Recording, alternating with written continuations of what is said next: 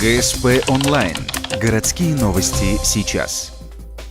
Суббота, 11:45. Ледовый дворец. Первенство города по хоккею. Играет дивизион «Любитель». В рамках второго круга встречаются УАВР и хоккейный клуб имени Сергея Кольцова. Сотрудники «Газпрома» всегда выходят с боевым настроем. Однако сегодняшний матч на их положение в турнирной таблице уже не повлияет. Прошлое противостояние команд окончилось со счетом 7-3. Победили красно-белые. Вот и сегодня они с первых же минут громят соперника. Стартовая половина матча оканчивается со счетом 5-2. Начали очень организованно, прессинг.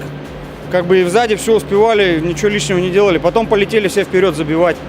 Хотели дожать, а начали получать свои ворота. Второй период. Уже на 40-й секунде Александр Камурка, нападающий УАВРа, забрасывает шайбу в сетку ворот. Он же отличается, когда остается играть около 5 минут. Счет удается сравнять на 17-й минуте. Автор гола – игрок УАВРа Григорий Акулов. Но удача благоволит красно-белым. За 15 секунд до финального свистка отличается Сергей Старцев. Итоговый счет 6-5. Победу одержал хоккейный клуб имени Сергея Кольцова. Начали слабо, размялись плохо.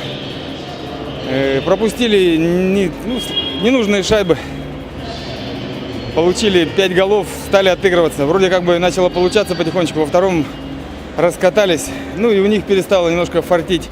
По результатам всего игрового сезона УАВР занимает 4-е место, а хоккейный клуб имени Сергея Кольцова становится лидером первенства. Сейчас награждение стоит под угрозой срыва. Заключительный матч, как и торжественные мероприятия, планировались на 31 мая. Однако за несколько дней до этого коммунальщики угрожают отключить электричество. Удастся ли Ледовому дворцу расплатиться с крупной задолженностью или хотя бы договориться об отсрочке? Хоккеисты ждут ответ.